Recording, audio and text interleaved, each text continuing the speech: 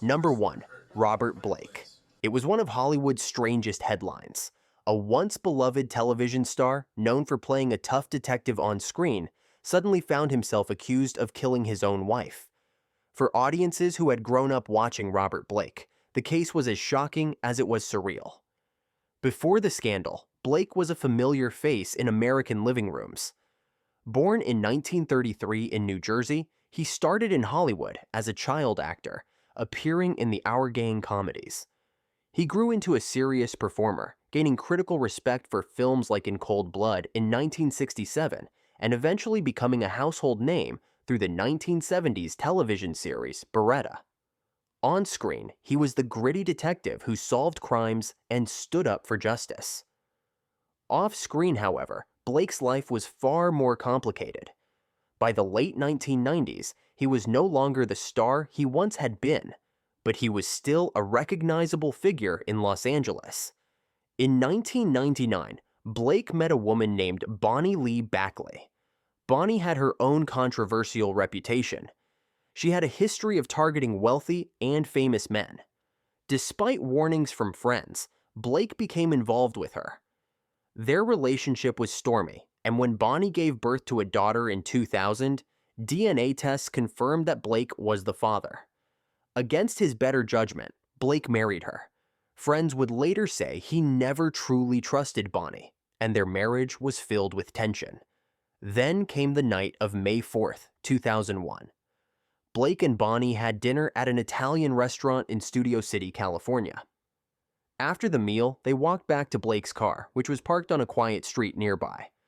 According to Blake, Bonnie got into the car while he realized he had left his gun inside the restaurant. He claimed he went back to retrieve it. When he returned, he said he found Bonnie slumped over in the passenger seat. She had been shot and died at the scene. At first, the story sounded like a tragic random attack, but the details quickly raised suspicions. Blake was known to carry guns, and investigators began digging into the couple's troubled marriage. Police later claimed Blake had tried to hire 2 stuntmen to kill Bonnie in the months before her death. Both men testified that Blake had approached them, though they never went through with it. Blake denied everything. The investigation dragged on for months, with tabloids running story after story. Finally, in April 2002, Robert Blake was arrested and charged with the killing of his wife, along with conspiracy to commit the crime. The news stunned Hollywood. Here was a man who had once played a heroic detective on television, now accused of orchestrating a deadly plot in real life. The trial began in 2005 and became one of the most publicized celebrity court cases since O.J. Simpson. The prosecution painted Blake as a desperate man trapped in a toxic marriage, willing to do anything to escape Bonnie. They pointed to his alleged attempts to recruit others and his inconsistent statements to police. The defense countered by highlighting the lack of direct evidence. The gun that killed Bonnie was found near the scene, but it could not be tied to Blake. No fingerprints, no DNA. Just suspicion, circumstantial details, and the testimonies of people who claimed he had talked about wanting Bonnie gone. For months, the trial gripped the U.S. media.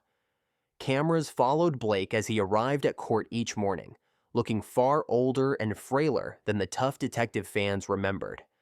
Each day seemed to add another twist, another headline.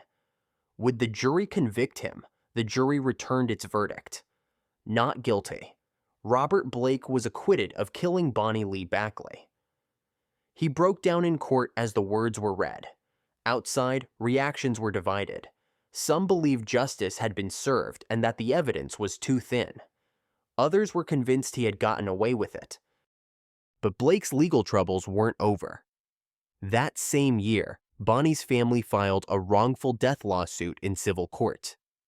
Unlike a criminal trial, a civil case requires a lower standard of proof.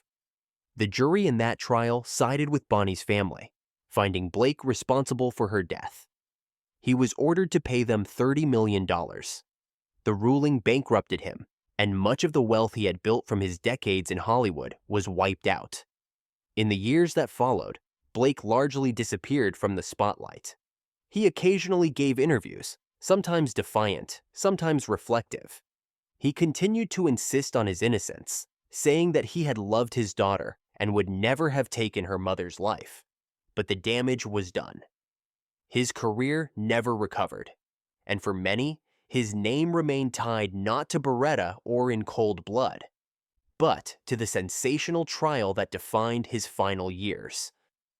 Robert Blake died in March 2023 at the age of 89. Even in death, the debate remained unresolved. Was he the victim of a manipulative partner and a tragic set of circumstances?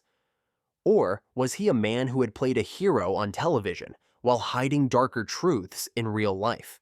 For the American public, the case became another example of how the line between Hollywood fantasy and harsh reality can collapse in an instant. And while the courts gave two very different answers, the story of Robert Blake still echoes as one of Hollywood's most chilling scandals. Number 2. Phil Spector. He was hailed as a genius in the music world, a man who changed the sound of popular songs forever. But behind the image of brilliance, Phil Spector's story took a turn that shocked Hollywood and ended in a courtroom. To this day, his name is remembered as much for a late-night tragedy as for the music he produced. Phil Spector was born in 1939 in the Bronx, New York. His childhood was marked by hardship. When he was still a boy, his father died, and his family relocated to Los Angeles in search of stability. By the time he was a teenager, Spector had found his way into music. He wrote songs, learned recording techniques, and started experimenting with the layered arrangements that would later define his career. In the early 1960s, he created what came to be called the Wall of Sound, a dense, echoing style of production that made tracks by groups like the Ronettes, the Crystals, and the Righteous Brothers feel larger than life. At his peak, Spector was hailed as one of the most innovative producers in the United States. But Spector was also known for being eccentric, reclusive, and controlling. Behind the scenes, he developed a reputation for carrying guns and showing unpredictable behavior. Friends and collaborators often described him as brilliant but unstable. He produced hits for the Beatles, the Ramones, and countless others, yet whispers about his private life were hard to ignore.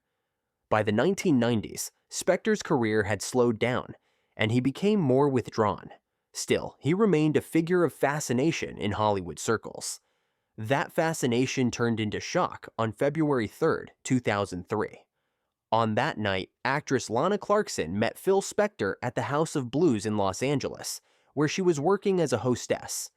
Clarkson had appeared in movies and TV shows, though she was not a household name. After meeting at the club, Spector invited her back to his mansion in Alhambra, California. What happened next would dominate headlines for years. In the early hours of the morning, Clarkson was found dead in the foyer of Spector's home. A gun had been fired inside her mouth, and she died at the scene. Police rushed to the house after receiving a 911 call placed by Spector's driver. That driver later testified that Spector had walked out of the home, holding a gun, and said the words, "I think I killed somebody." From the start, Spector's story changed. At first, he claimed Clarkson had taken her own life. Investigators, however, pointed to physical evidence that suggested otherwise. Gunshot residue, blood spatter patterns, and the testimony of women who said Spector had threatened them with firearms in the past all painted a picture of a man with a history of volatile behavior. The trial of Phil Spector became one of the most closely watched cases in Los Angeles since the O.J. Simpson saga. Prosecutors argued that Spector, fueled by anger and alcohol, had a history of intimidating women and that Clarkson's death fit a troubling pattern. The defense countered that Clarkson was depressed, pointing to personal struggles in her life, and suggested she had taken her own life. The first trial began in 2007 and dragged on for months. Cameras covered every move, and the eccentric producer's appearance, often with wild hair and flamboyant suits, became a daily image in newspapers and on television. After extended deliberations, the jury could not reach a unanimous decision, resulting in a mistrial. But prosecutors were determined to try again. A second trial was scheduled for 2008, with the same evidence and the same question. Was Clarkson's death a tragic act of despair, or the result of Phil Spector's reckless actions? This time, the jury was convinced. In April 2009, Spector was found guilty of second-degree killing and sentenced to 19 years to life in prison. The verdict marked a stunning downfall. Phil Spector, once the man behind some of the most iconic records in American history, was now an inmate in the California prison system. For Lana Clarkson's family, it was a moment of closure after years of painful hearings. For the music industry, it was a sobering reminder that brilliance and darkness can exist in the same person. Spector appealed the conviction multiple times, but each attempt failed. He spent the rest of his life behind bars, occasionally making headlines when rare photos of him surfaced from prison. In January 2021, Phil Spector died at the age of 81.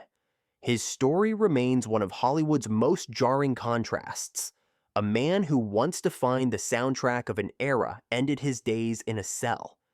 For fans, the question lingers: how do you separate the music that shaped a generation from the violent crime that defined his final chapter? Phil Spector's name, once celebrated in the credits of countless hits, is now forever linked to the tragic death of Lana Clarkson. A reminder that in Hollywood, the line between creativity and destruction can sometimes be devastatingly thin. Number 3. Michael Jace. He was a familiar face on television, often playing roles of authority: police officers, detectives, men who upheld the law. But in 2014, Michael Jace's life took a devastating turn that revealed a dark truth behind the image. The man known for portraying a cop on The Shield was convicted of killing his wife in a crime that stunned both Hollywood and the public. Michael Jace was born in Paterson, New Jersey, in 1962. After college, he pursued acting and quickly found steady work in television and film. He appeared in projects like Forrest Gump, Boogie Nights, and Planet of the Apes. But his biggest break came in 2002 when he joined the cast of The Shield, a gritty crime drama set in Los Angeles. Jace played Officer Julian Lowe, a moral and religious cop wrestling with his personal struggles while trying to do the right thing.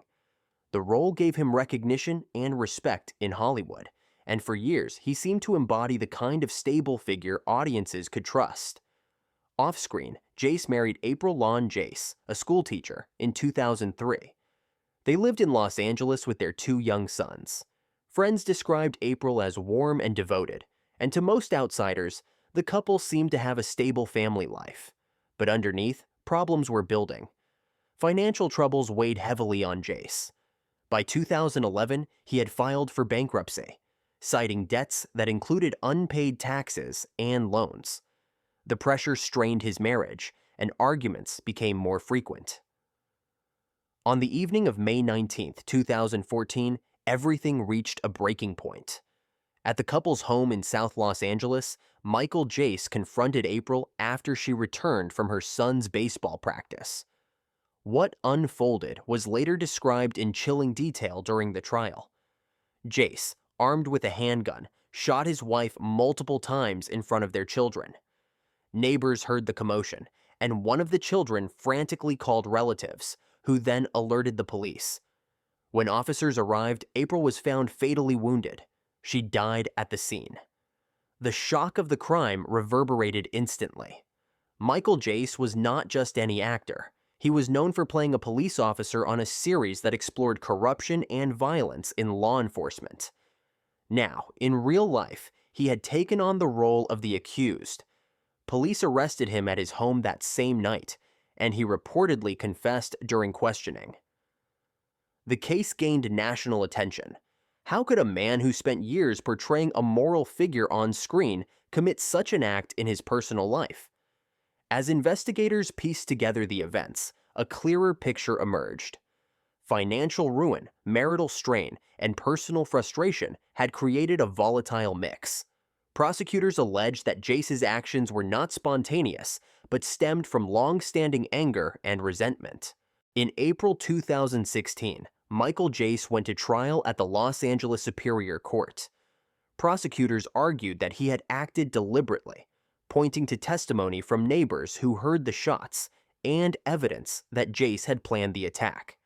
The defense tried to argue that the act had been impulsive and not premeditated, suggesting it was done in the heat of the moment.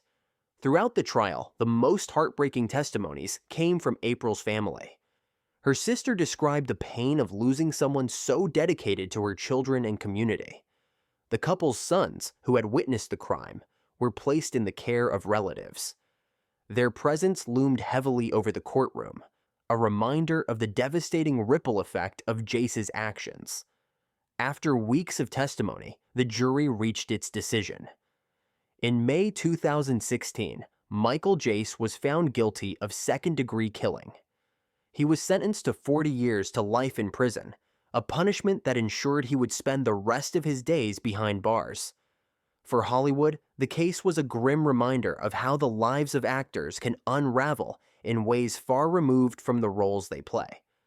For the public, it was a story that felt almost too surreal. An actor who once wore a police uniform on screen, now condemned to live in a prison uniform. Today, Jace remains incarcerated in California. He occasionally makes headlines when appeals or legal updates surface.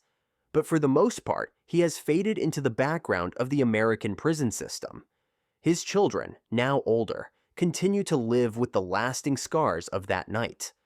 The story of Michael Jace is remembered not for the characters he brought to life, but for the terrible contradiction between the man on screen and the man at home.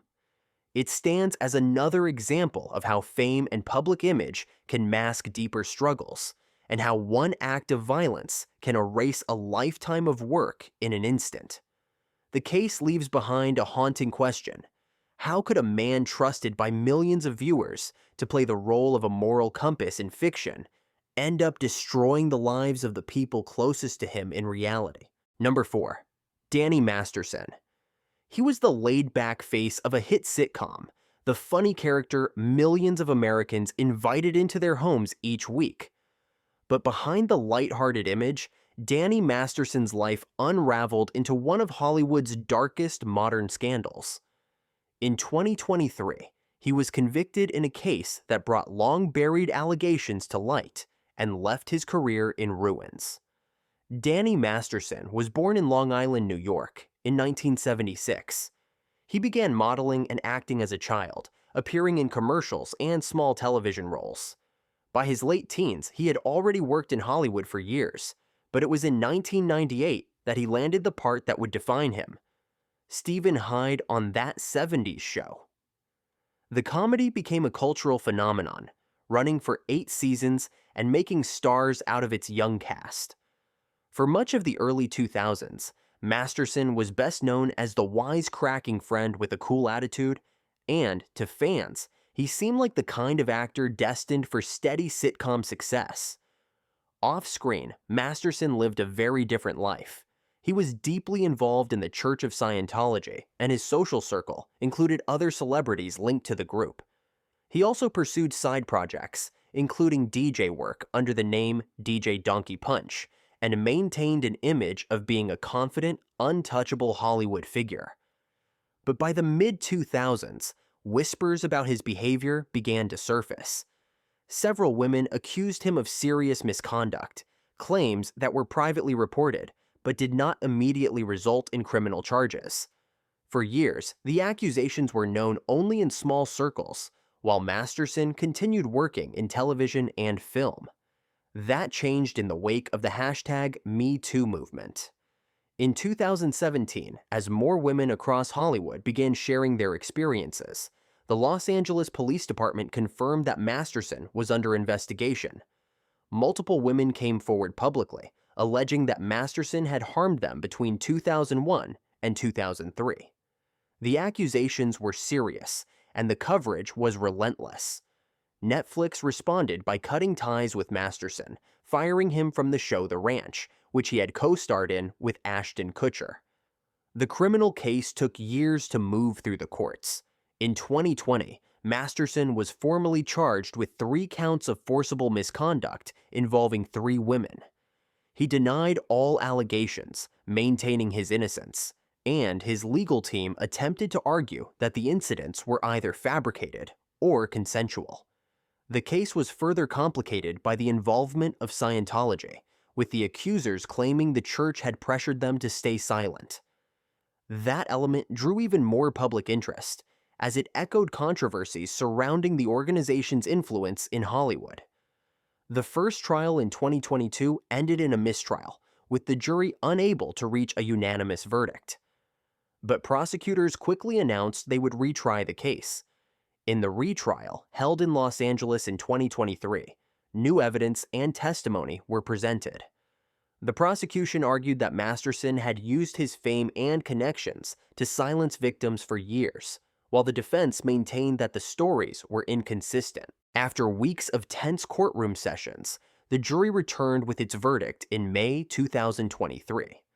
Danny Masterson was found guilty on 2 of the 3 counts.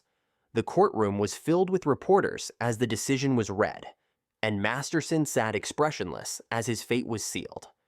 The conviction marked one of the most high-profile Hollywood cases in recent years, echoing other scandals that had shaken the entertainment industry.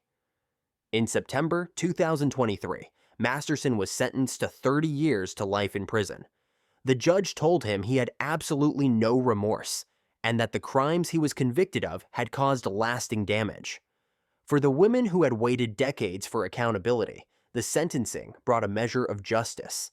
For Hollywood, it was a sobering reminder of how power and celebrity can shield wrongdoing for years before the truth comes out. Since his conviction, Masterson has remained behind bars in California, awaiting appeals, but with little chance of overturning such a serious sentence. His wife, actress Bijou Phillips, initially stood by him, but later filed for divorce after the sentencing. Former castmates from that '70s show distanced themselves, though the case left them entangled in controversy when private letters of support for Masterson surfaced during the proceedings. The downfall of Danny Masterson was not just the collapse of one actor's career. It became part of a broader reckoning in Hollywood, a moment when the industry had to confront the ways in which fame and influence had allowed harmful behavior to go unchecked. What began as whispers in the background of a successful sitcom career ended in a prison sentence that will likely keep Masterson locked away for the rest of his life. For audiences who once laughed at his on-screen character, the story is hard to reconcile. The man who played a lovable wise guy now lives under the strict control of the prison system. And for many, it's a chilling reminder that behind the laughter and glamour of Hollywood, some of the most disturbing stories were playing out in silence, waiting to be exposed. Number 5. Tom Sizemore. For years, Tom Sizemore was the tough guy of Hollywood. He played soldiers, cops, and gangsters in some of the biggest films of the 1990s. But while his career soared on screen, his personal life unraveled into a cycle of crime, addiction, and courtrooms. By the time of his passing in 2023, his legacy was as much about his scandals as it was about his acting. Tom Sizemore was born in Detroit in 1961 and grew up in a working-class family. After earning a master's degree in theater, he headed to Hollywood, determined to make it as an actor. His big break came in 1989 with Born on the 4th of July. From there, his career exploded. Throughout the 1990s, Sizemore appeared in one hit after another. Heat, Natural Born Killers, Saving Private Ryan, Black Hawk Down.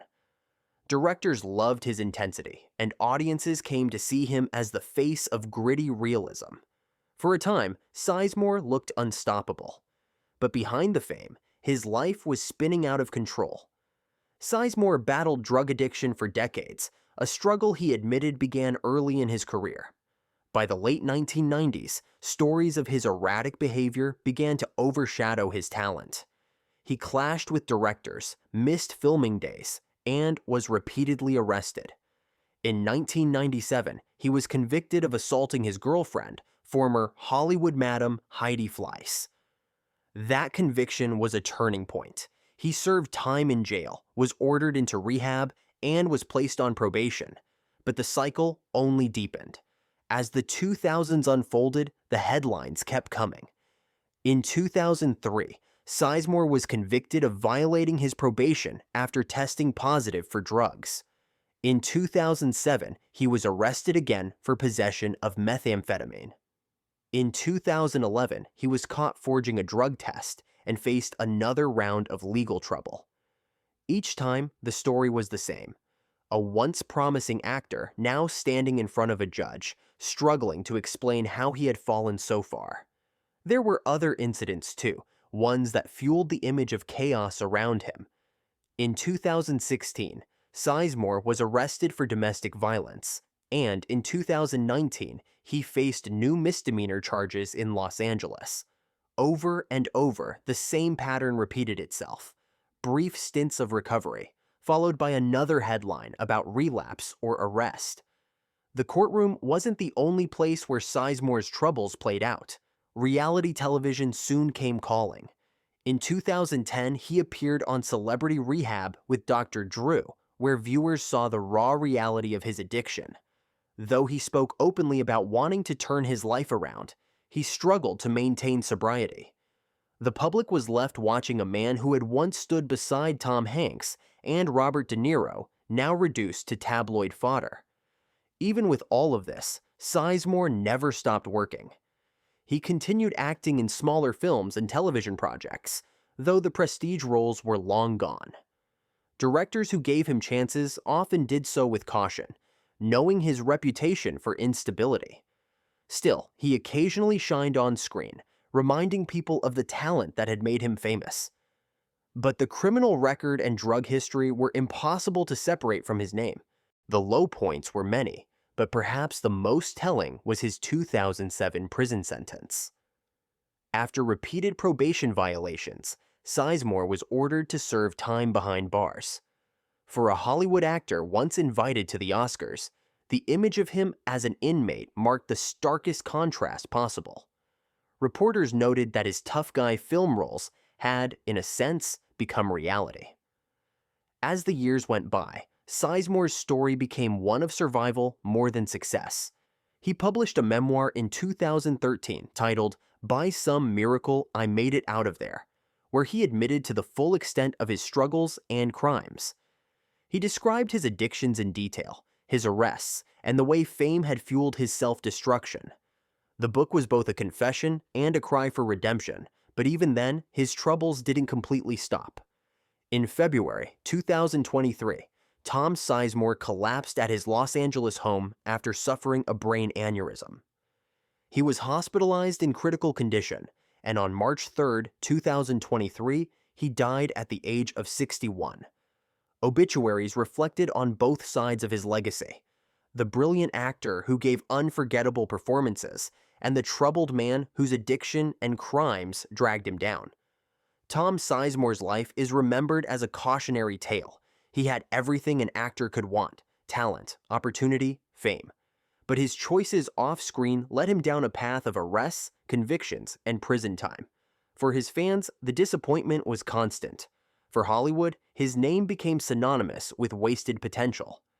In the end, Sizemore's story isn't just about one actor's downfall. It's about the way addiction can fuel destructive behavior, turning a promising career into a cycle of crime and consequence.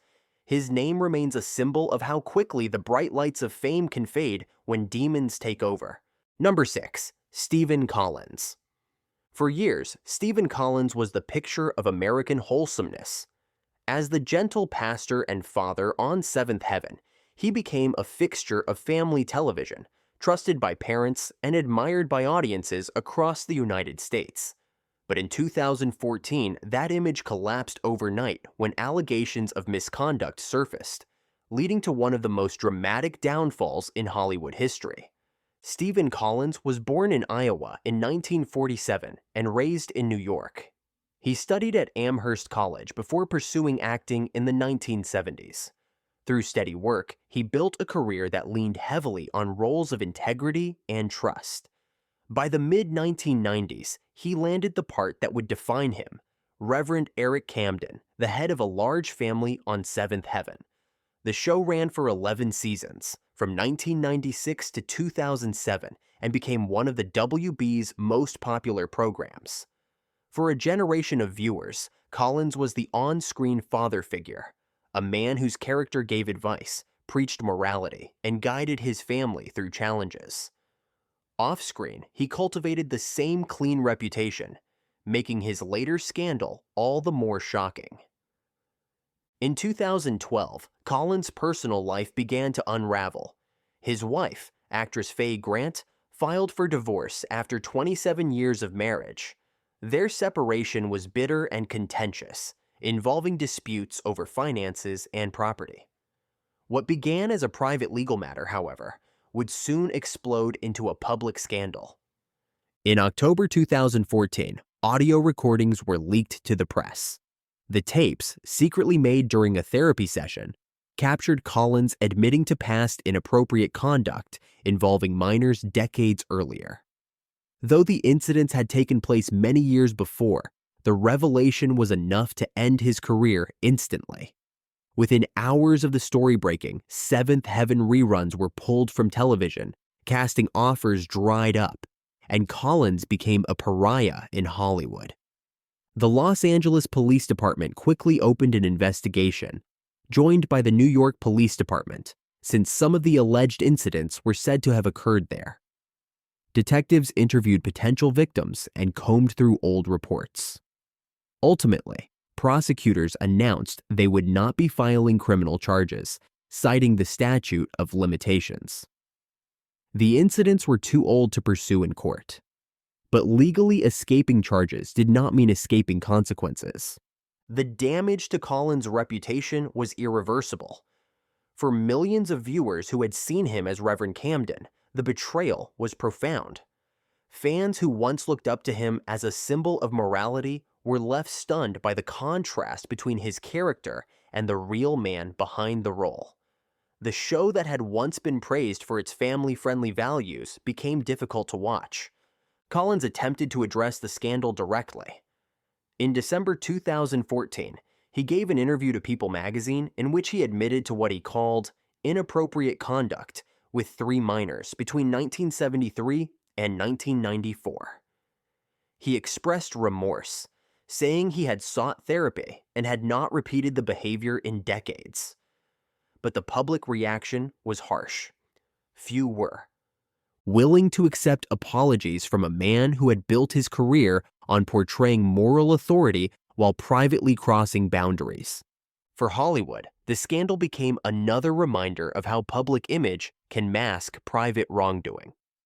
Unlike other actors whose legal battles played out in trials, Collins faced a punishment that was more cultural than judicial. He was never charged, but his career ended in an instant, and his reputation was destroyed. Since then, Collins has lived a quiet, almost hidden life. He has not acted in major projects since the scandal broke.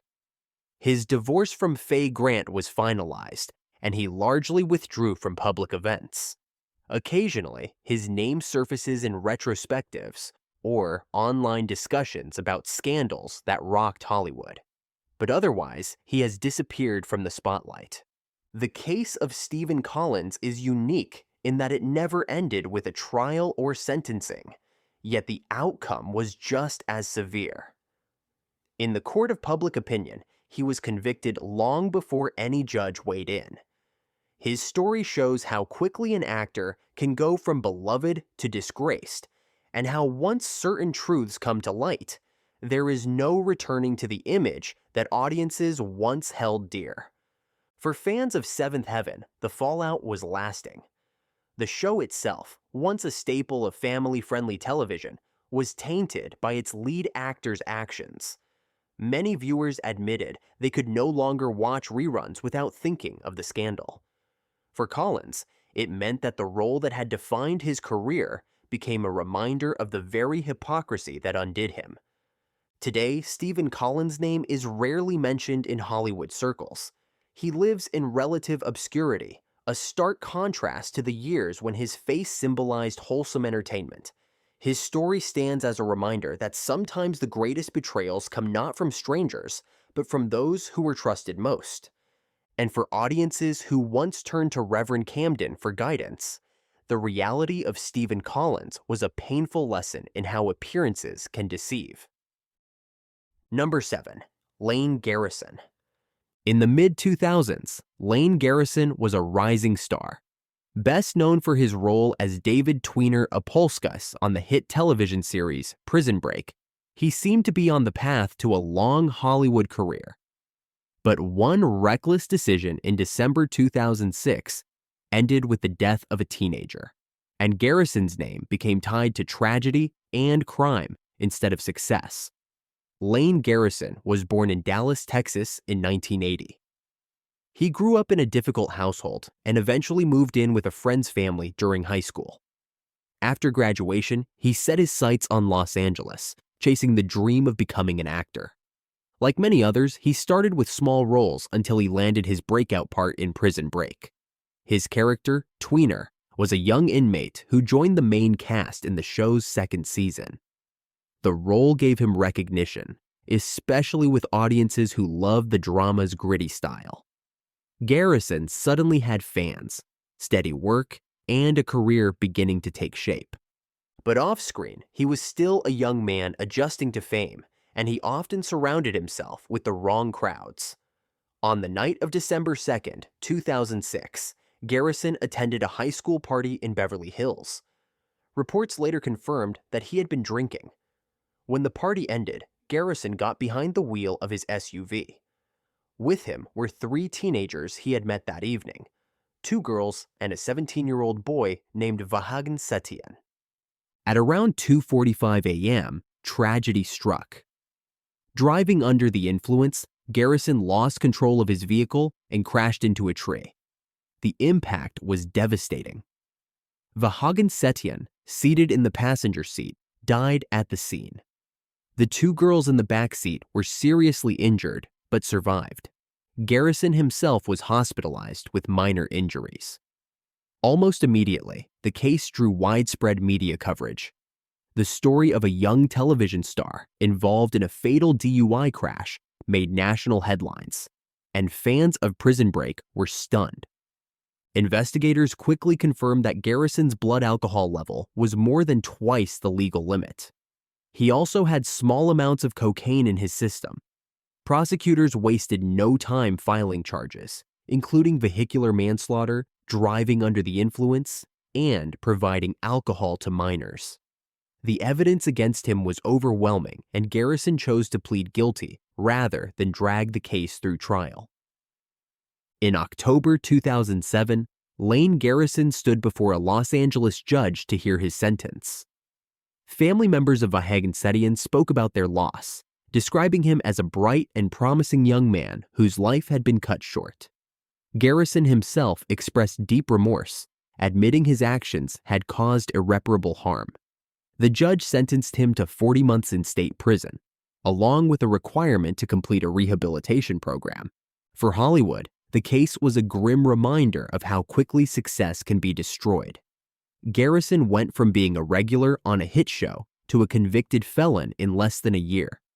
He served roughly 22 months of his sentence before being released in April 2009. But the stigma of his crime followed him long after. After prison, Garrison attempted to rebuild his life.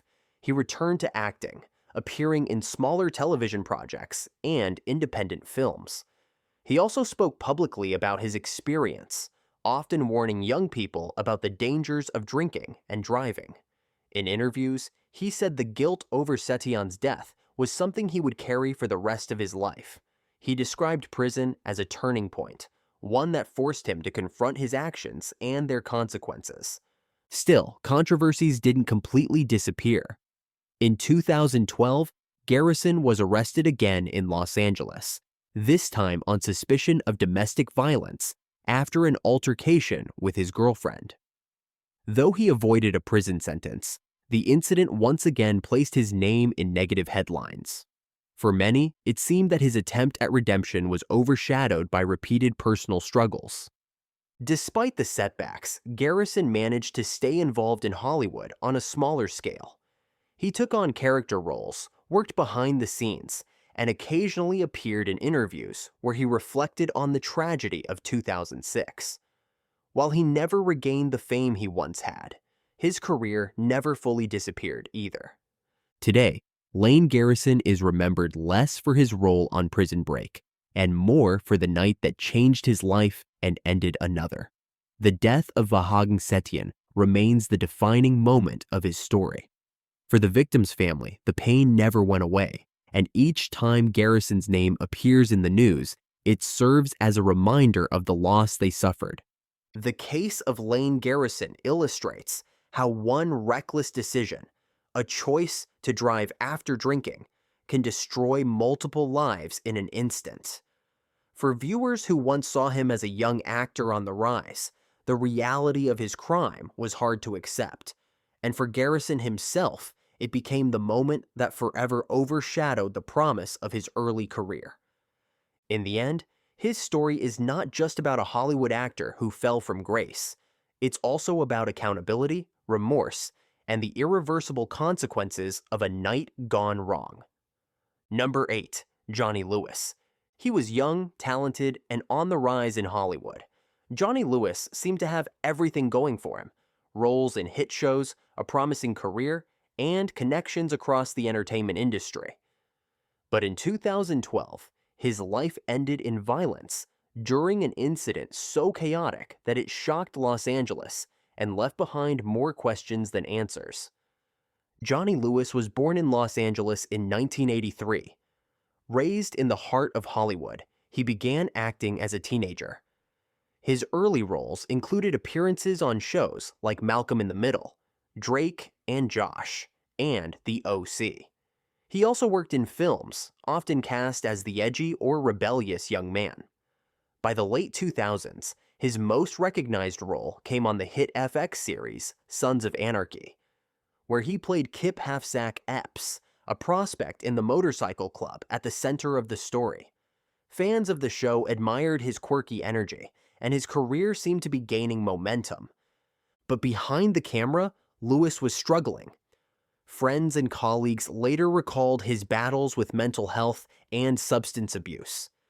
In 2011, he suffered a serious motorcycle accident that left him with head injuries. Afterward, his behavior reportedly changed. Family members described him as increasingly unstable, though he denied needing ongoing medical treatment. His personal life also saw turmoil, including a breakup with actress Katy Perry years earlier and difficulties adjusting to fatherhood after he and another partner had a child. On September 26, 2012, events spiraled beyond control. Lewis was living in a guest house owned by 81-year-old Catherine Davis, a well-known Los Angeles landlady who often rented rooms to actors. That afternoon, neighbors heard screams and saw Lewis acting erratically outside the property. When police arrived, they discovered a horrifying scene. Catherine Davis was dead inside her home, and her cat had also been killed. Evidence pointed to Lewis as the assailant. Moments later, officers found Lewis himself. He had fallen or jumped from the roof or a wall of the property. His body was discovered in the driveway, and he was pronounced dead at the scene. The cause was blunt force trauma consistent with a fall. The case stunned Hollywood. Not only had a promising actor died, but the circumstances surrounding his final hours involved the killing of his landlady, a woman widely respected in the community. Initial speculation ran wild. Was it drugs? A breakdown? Something triggered by his head injuries? Toxicology reports later revealed that Lewis had no alcohol or common drugs in his system, though traces of medications may have lingered. Authorities instead suggested that his erratic behavior stemmed from untreated mental health problems. Because Lewis died at the scene, there was never a trial. Instead, investigators pieced together a narrative based on witness accounts and evidence. Neighbors reported seeing him climb a wall and attack bystanders before his fatal fall. Police concluded that he was responsible for Davis's death, but closed the case when it became clear he would never face charges. For fans, the story was almost impossible to process. How did the same actor who had brought life to beloved television characters end in such a violent and tragic way? The entertainment industry mourned the loss of both Davis and Lewis, acknowledging the senseless nature of what had happened. In the aftermath, debates centered on the role of head injuries and untreated mental illness. Some speculated that Lewis's motorcycle crash had caused lasting damage that contributed to his decline. Others pointed to his history of arrests in the months leading up to his death, including charges for assault and burglary, as warning signs that he was spiraling. Whatever the cause, the tragedy stood as another reminder of how quickly Hollywood dreams can collapse.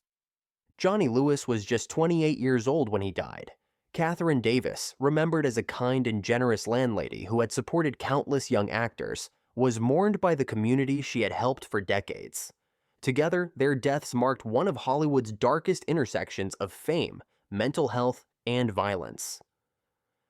For viewers who had watched Lewis on Sons of Anarchy, the contrast was jarring. His character had been written off the show years earlier, but fans still remembered his energy and potential. To see his real life end in such a chaotic and deadly episode made his story one of the most haunting in recent Hollywood history. Today, Johnny Lewis's name remains tied not to the roles he once played, but to the tragedy of September 2012. His story is a cautionary tale about the dangers of untreated trauma, the fragility of mental health, and the devastating consequences when those issues go unresolved. Number 9. Mark Salling. He was part of one of the biggest television hits of the late 2000s, playing a character that millions of young fans adored. But years later, Mark Salling's name would become synonymous, not with fame or music, but with one of Hollywood's most disturbing scandals. His story is one of meteoric success, hidden wrongdoing, and a downfall that ended before he could even be sentenced. Mark Salling was born in Dallas, Texas in 1982. He grew up in a strict household, attending Christian schools and learning music from a young age. He mastered the guitar, piano, and bass, and even began writing his own songs.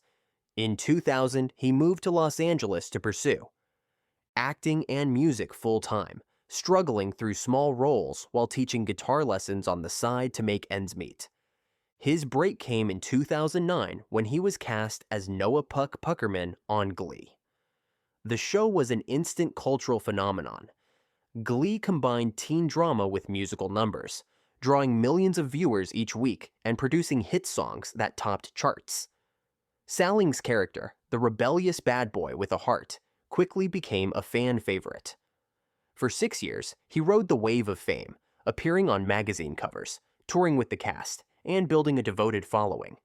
To the outside world, he had it all: money, recognition, and a steady role on one of America's most talked about shows. But behind the polished image, there were troubling signs. Salling had several brushes with the law even before Glee ended. In 2013, he was sued by a former girlfriend who accused him of assault. He denied wrongdoing, but eventually settled the case out of court. That same year, he was also accused of misconduct in a separate case, though charges were not pursued. These incidents were warning flags, but nothing could have prepared the public for what came next. On December 29, 2015, federal agents raided Salling's Los Angeles home after receiving a tip. What they uncovered shocked even seasoned investigators. Thousands of files of unlawful digital content stored on his computer and hard drives. Prosecutors later described the collection as extensive and deeply troubling. Salling was arrested and charged under federal law. The news hit the entertainment industry like a bomb. Fans of Glee were horrified, and former co-stars distanced themselves immediately. The show, once celebrated for its positive messages about acceptance and self-expression, was now stained by association with one of its lead actors. Salling initially posted bail and denied some of the accusations, but the evidence was overwhelming. In 2017, after lengthy pretrial hearings, Salling reached a plea agreement with prosecutors. He admitted to possessing the material and accepted responsibility. As part of the deal, he faced a prison sentence of between 4 and 7 years, followed by 20 years of supervised release. He was also ordered to register under strict federal monitoring for life. Sentencing was scheduled for early 2018. But before that day came, Salling's story ended. On January 30th, 2018, just weeks before his sentencing, he was found dead near a riverbed in Los Angeles. Investigators ruled his death a suicide. He was 35 years old. The reaction was mixed and conflicted. Some former colleagues expressed sorrow at the tragedy of his life's collapse, while others focused on the devastating impact of his actions. Advocacy groups reminded the public to keep attention on those harmed, not the celebrity who committed the offenses. Fans of Glee were left stunned, grappling with the fact that someone they once cheered for on screen had lived such a dark double life. In the aftermath, Salling's name was largely erased from the legacy of Glee. Reunion projects and retrospectives avoided mentioning him, and his scenes were sometimes excluded from reruns. His case remains one of the most infamous examples of how quickly fame can unravel when hidden crimes are exposed. For Hollywood, it was a painful reminder that the bright lights of stardom can conceal troubling realities. For the public, it was a story that raised questions about trust, image, and how easily fans can be deceived by what they see on screen. Mark Salling's rise and fall happened in less than a decade. From being a star in one of America's most popular shows to facing years in prison, his story ended with no redemption, only devastation. The lasting memory is not of the songs he performed or the character he played, but of the unlawful actions that destroyed his career and ended his life. Number 10. Skylar Deleon. At first glance, Skylar Deleon seemed like just another child actor chasing the Hollywood dream. He even appeared briefly on the television series Mighty Morphin Power Rangers in the 1990s. But behind the fleeting taste of fame was a troubled life that spiraled into one of the most chilling crimes in California's recent history. What began as a scam for money ended in a brutal double killing and ultimately a death sentence. Skylar Deleon was born John Julius Jacobson Jr. in 1979 in California.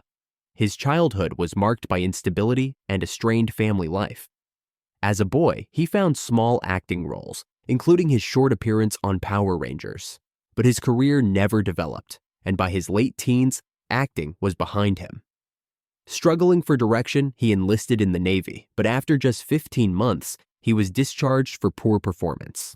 Without a career or steady income, he turned to petty crime and schemes to make money. By the early 2000s, Skylar was married to Jennifer Henderson, and the couple was desperate for cash. They had mounting debts and dreams of a more lavish lifestyle. That desperation led them to hatch a plan targeting a well-off couple in Newport Beach, California, Tom and Jackie Hawks. The Hawks were retirees who had sold their home to live aboard their yacht, the Well-Deserved. Known for being generous and family-oriented, they were looking to sell the boat in 2004 so they could spend more time with their new grandson. Skylar posed as a wealthy buyer interested in purchasing the yacht. On November 15, 2004, he and two accomplices met the Hawks to take the boat for a test run. What the Hawks didn't know was that Skylar and his crew had no intention of buying the vessel. Instead, their plan was to force the couple to sign over ownership and then eliminate them. Once out at sea, the Hawks were overpowered. They were forced to sign documents giving Skylar control of the yacht. The couple was then bound, tied to an anchor, and pushed overboard. Both Tom and Jackie died in the waters off the California coast. It was a crime as calculated as it was cruel, and it shocked investigators when the truth later emerged. For several weeks, the Hawks' disappearance puzzled their family and friends. Their yacht was eventually found, but Tom and Jackie were nowhere to be seen. Suspicion grew when it was revealed that Skylar Deleon had quickly tried to transfer ownership of the boat into his name.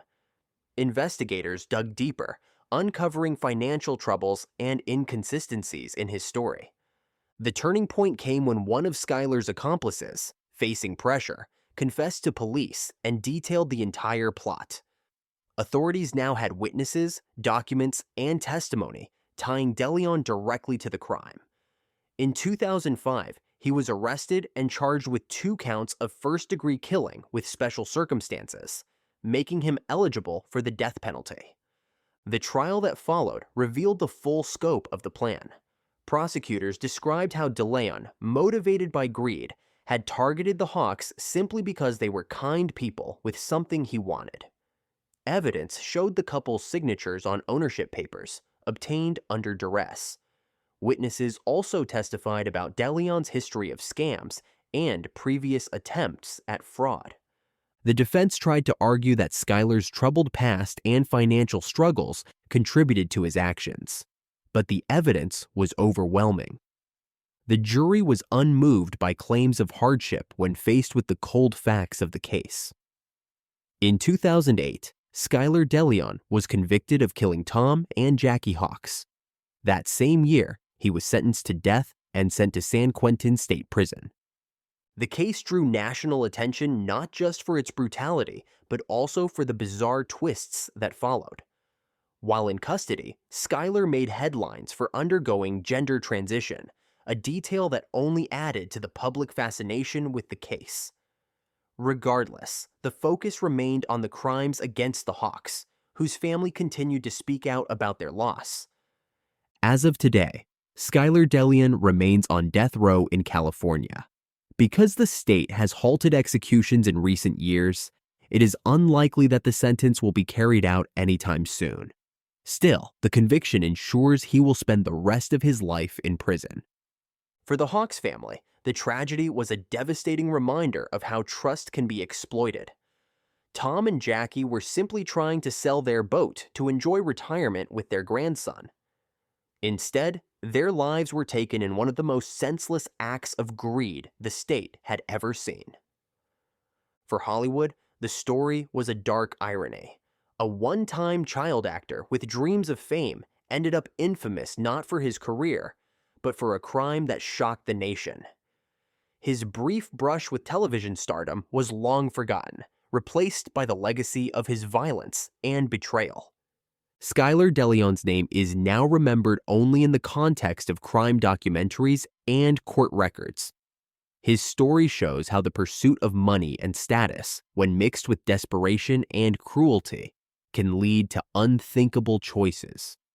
And it closed this chapter of actors who went from the spotlight to infamy in the most chilling way imaginable.